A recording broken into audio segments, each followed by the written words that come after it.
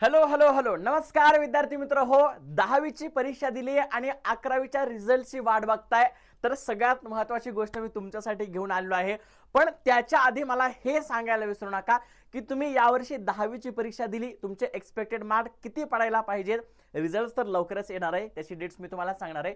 पण त्याच्याही आधी तुम्ही 11वीला सायन्स घेणारत ना कॉमर्स तुम्ही सायन्स घेणारत, कॉमर्स घेणारच, आर्ट्स घेणारत, पॉलिटिक्स करणारत की व्होकेशनल कोर्स करणार मला कमेंट्समध्ये सांगायला विसरू नका.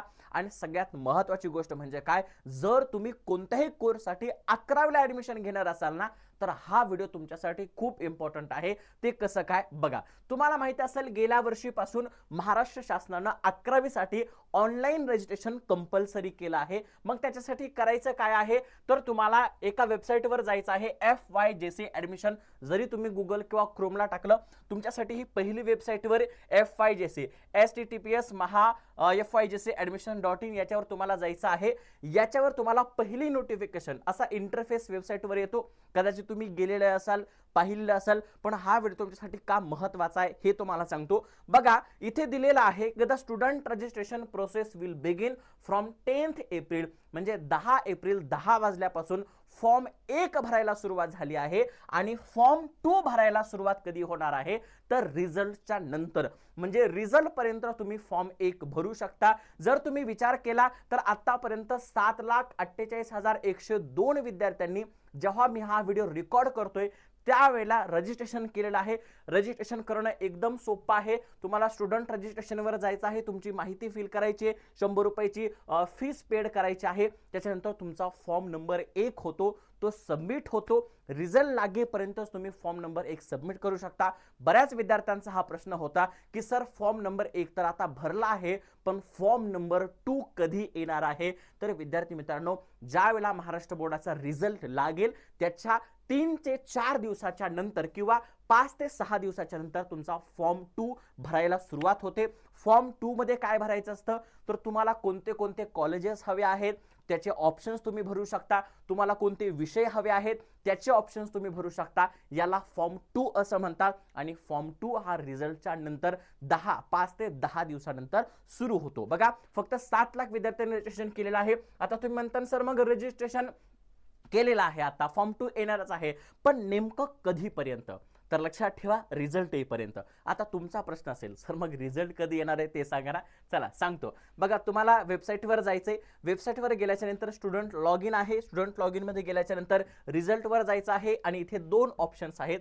आता HSC रिझल्ट सध्या चालू आहे, मात्र SSC रिझल्ट मात्र अजून आपल्याकडे आलेला नाही. लवकरच SSC रिझल्ट डिक्लेअर होणार आहे.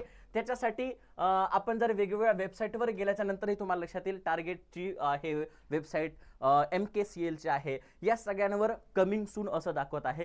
काहीच दिवसांमध्ये तुमचा 10वीचा रिझल्ट सुद्धा तुमच्यासाठी येणार आहे.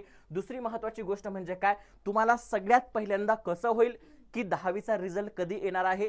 तुम्हाला Unacademy Maharashtra 9th and 10th या चॅनलवर जायचं आहे. इथे लाईव्ह सेशनमध्ये जायचं आहे आणि जो पहिला व्हिडिओ तुम्हाला दिसेल Maharashtra board 10th SSC live result countdown, याच्यावर तुम्हाला क्लिक करायचं आहे. इथे तुम्हाला दिसेल रिझल्ट लागल्या तुम्हाला नोटिफिकेशन येईल आणि माहिती होईल. इथेच बघा तुम्ही सबस्क्राईब करायचं या चॅनलला, लाईक करायचं आहे आतापर्यंत जर केलेलं नसेल. आणि त्याच्या इथे एक तुम्हाला लिंक दिलेली आहे. बघा इथे तुम्हाला एक लिंक दिलेली आहे, त्या लिंकवर जा आणि तुम्हाला रजिस्ट्रेशन करा. कारण तुमच्यासाठी रिझल्ट लागण्याच्या नंतर खूप छान छान असे एक्साइटिंग प्राइजेस भेटणार आहेत.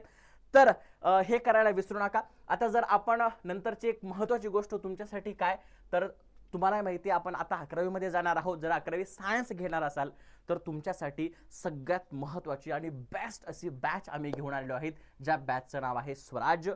ज्याच्यामध्ये आम्ही MH क्लास 11th कव्हर करणार आहोत आणि MST CT सुद्धा कव्हर करणार आहोत. बॅच ऑलरेडी स्टार्ट झालेली आहे, मात्र आपण नवीन एंट्रीज देणार आहोत येणाऱ्या 15 तारखेपर्यंत. 15 तारखेपर्यंत फक्त 100 शेवटचे शीट उरलेले आहेत.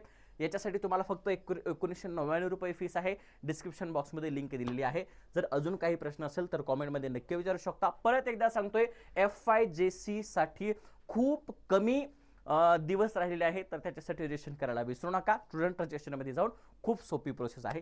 काही प्रश्न असल्यास कॉमेंट्समध्ये तुम्ही करू शकता.